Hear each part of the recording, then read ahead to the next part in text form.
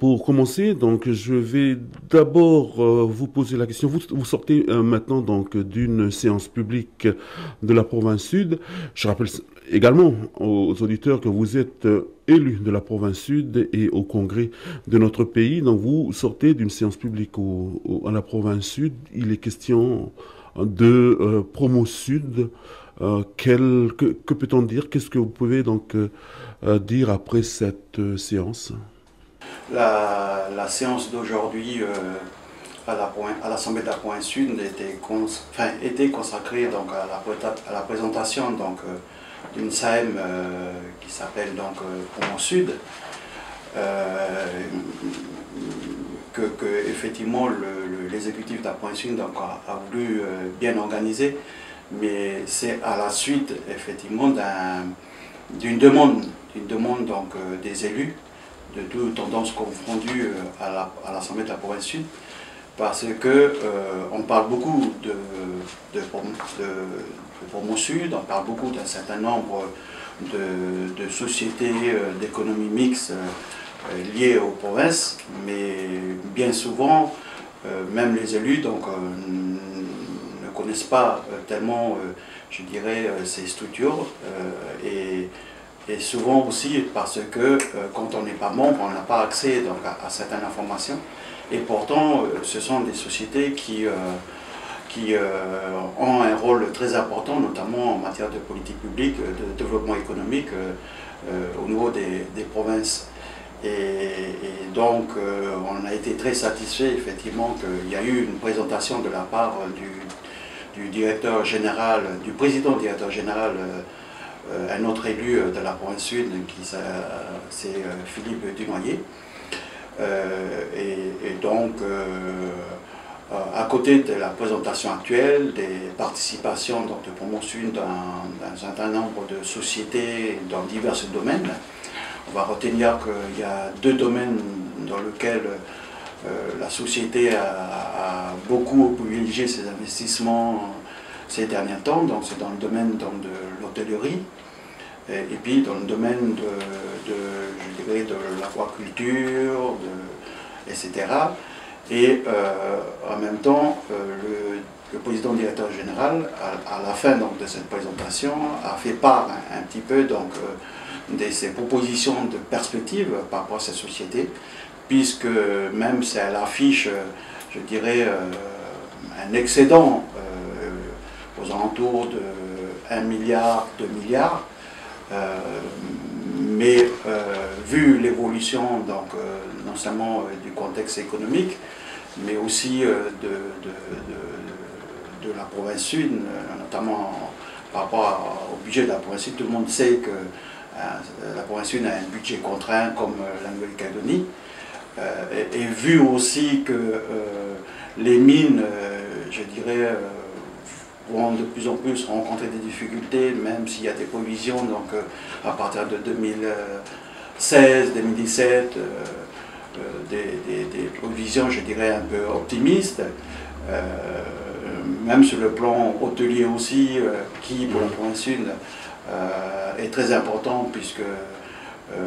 quand je parle d'hôtellerie, je parle aussi des casinos, parce que les deux canaux par lesquels Promo Sud a réussi à avoir donc, une situation excédentaire, c'est la partie mine par le biais de la STCPI, quand la SLN fait des excédents, donc ça remonte à des actionnaires dont un des grands actionnaires de la STCPI, et donc la STCPI remonte ces excédents donc, à Promo Sud, donc c'est bien. Mais on sait que, comme je disais tout à l'heure, le secteur minier ne va pas si bien que ça. Et puis l'autre canal, c'est l'hôtellerie et surtout les casinos. Et on sait que les casinos ne vont pas être aussi faramineux en termes de résultats les prochaines années, et donc évidemment il y aura pour conséquence donc, quelques soucis en termes de perspective pour la société d'économie mixte qu'est qu'est le Poumon Sud. Mais Poumon Sud, donc à votre avis, donc ce qui a été présenté ce matin est bien le nerf de la guerre de la province Sud. C'est un peu ça, je dirais que c'est un outil, je dirais, de développement au service d'une collectivité, comme Sofinor, qui est un outil de développement au service donc, de la province Nord, comme la SODIL pour la province des îles. Juste le souci jusqu'à présent, je ne sais pas trop comment ça se passe au nord et aux îles, mais on avait quelques difficultés donc, à accéder à des informations concernant donc, les investissements, les choix, je dirais les choix d'investissement effectués jusqu'à présent par Poumon Sud, qui dépend effectivement de l'exécutif de la province, de cette même province. Donc maintenant, tout va être clarifié. Tout le monde a salué donc, cet effort de transparence allant dans le cadre de la bonne gouvernance. Et de plus en plus, donc, et d'ailleurs c'est un engagement qui a été pris tout à l'heure par Philippe Dunoyer, qui est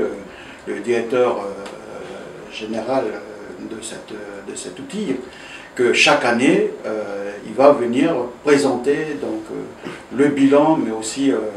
les perspectives que souhaite entamer Poumon Sud. Je vais vous poser donc une autre question concernant la province Sud, c'est par rapport au dossier Prony et Pernod-Prony. Donc ça a beaucoup jasé donc, ces derniers temps sur cette affaire-là, puisqu'il y a une certaine falsification, donc dit-on, d'un document. Un expert qui parle et qui est sorti, donc qui n'a même pas passé beaucoup de temps avec les élus. Ce comportement, est-ce que vous acceptez ou pas? Bien sûr que ça, enfin pour moi et pour nous, au nom du groupe Front indépendantiste et progressiste, pour nous c'est un comportement quand même bizarre, je dirais assez condamnable, dans la mesure où effectivement tout le monde souhaite, comme pour moi aussi, souhaite donc avoir de la transparence, avoir de la clarification donc, dans tous les choix qui ont été menés au nom d'une collectivité, et ce n'est pas une collectivité au service uniquement d'un seul parti ou d'une seule personne, c'est quand même une collectivité au service d'une population, au service des électeurs, donc on doit quand même les informer de ces choix-là pour que les uns et les autres comprennent.